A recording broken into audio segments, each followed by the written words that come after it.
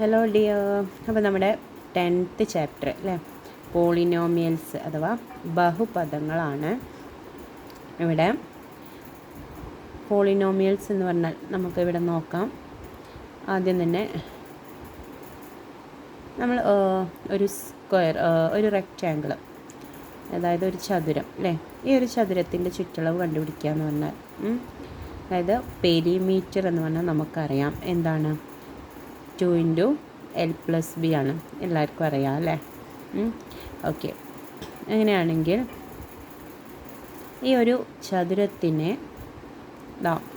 1 centimetre വീതിയും നീളവും ബ്രെഡ്ത്തും ലെങ്ത്തും 1 സെൻറ്റിമീറ്റർ എക്സ്റ്റെൻഡ് ചെയ്യാണ് കൂട്ടിയിട്ടുണ്ടെങ്കിൽ അവിടെ നമ്മുടെ പെരിമീറ്റർ അഥവാ ചുറ്റളവ് എന്ന് പറഞ്ഞാൽ അവിടുത്തെ ലെങ്ത്തും ബ്രെഡ്ത്തും ഒന്ന് കൂട്ടിയത് വെച്ചിട്ട് വേണം നമ്മൾ ചെയ്യാൻ വേണ്ടിയിട്ട് അല്ലേ.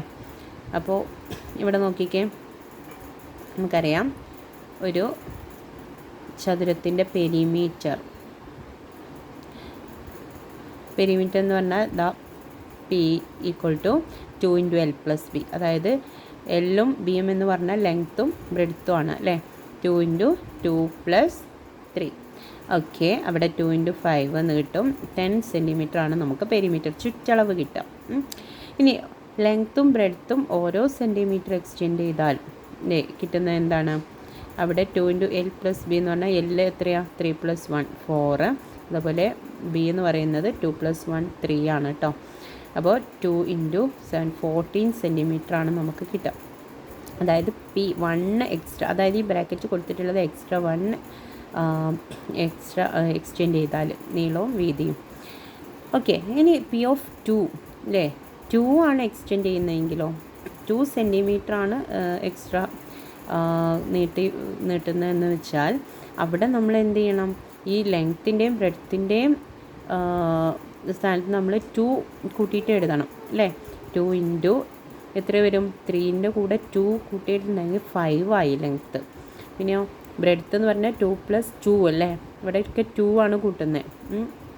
1ന് പകരം 2 കൂട്ടിയിട്ടുണ്ടെങ്കിൽ അപ്പോൾ 5 + 4, അവിടെ നമുക്ക് കിട്ടുക എന്താണ്, 18 സെൻറ്റിമീറ്റർ ആണ്. അതുപോലെ നമുക്ക് P(3), അതായത് 3 എക്സ്റ്റെൻഡ് ചെയ്താൽ ഇങ്ങനെ നമുക്ക് ഓരോന്നും നമുക്ക് കണ്ടുപിടിക്കാൻ പറ്റും അല്ലേ.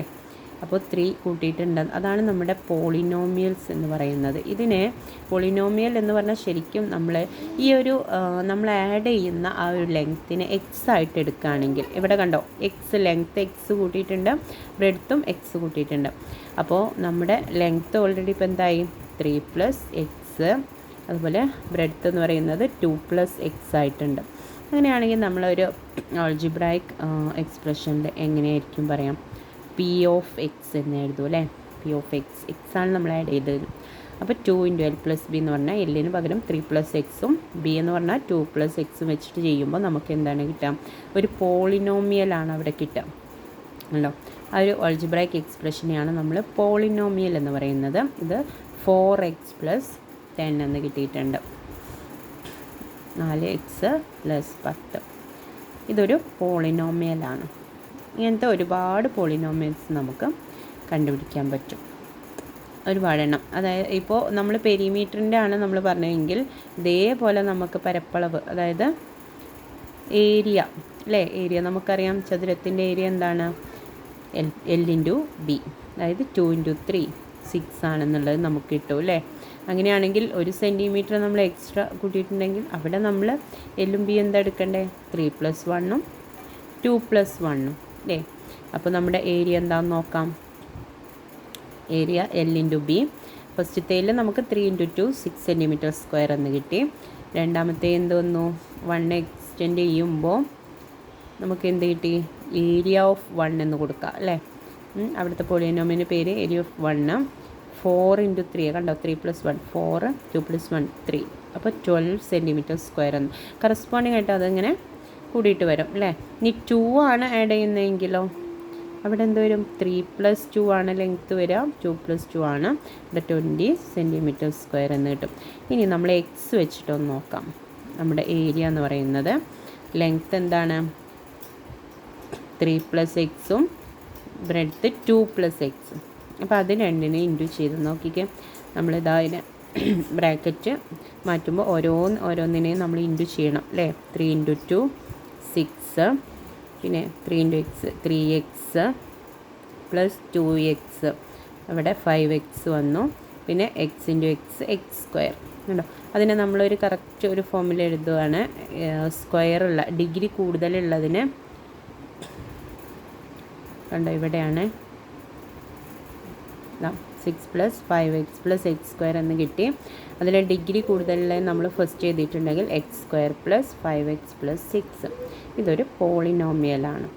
അതായത് ഡിഗ്രി എന്ന് പറഞ്ഞാൽ നമ്മൾ ഏതാണോ എക്സ്പൊണൻ്റ് വരുന്നത്, ഇതാണ് നമ്മുടെ ഏറ്റവും കൂടുതൽ എക്സ്പൊണൻ്റ് വരുന്ന ഏതാണോ അതാണ് ഡിഗ്രി. അപ്പോൾ ആ ഒരു ഡിഗ്രിയിലാണ് നമ്മൾ പോളിനോമിയലിൻ്റെ പേര് പറയുക. ഡിഗ്രി മീൻസ് കൃതി, മലയാളത്തിൽ നമ്മൾ കൃതി എന്ന് പറയും അല്ലേ. അതായത് ഇത് ഏത് പോളിനോമിയലെന്ന് ചോദിച്ചാൽ സെക്കൻഡ് ഡിഗ്രി പോളിനോമിയലാണ്, അതല്ലെങ്കിൽ രണ്ടാം കൃതി പോളിനോമിയലാണെന്ന് നമുക്ക് പറയാം. ഓക്കെ, ഇതാണ് നമ്മുടെ പോളിനോമിയൽ എന്ന് പറയുന്നത്. ഇതിന് നമുക്ക് എങ്ങനെയും ഒരു പോളിനോമിയൽ വരാം കേട്ടോ. ഒരുപാട്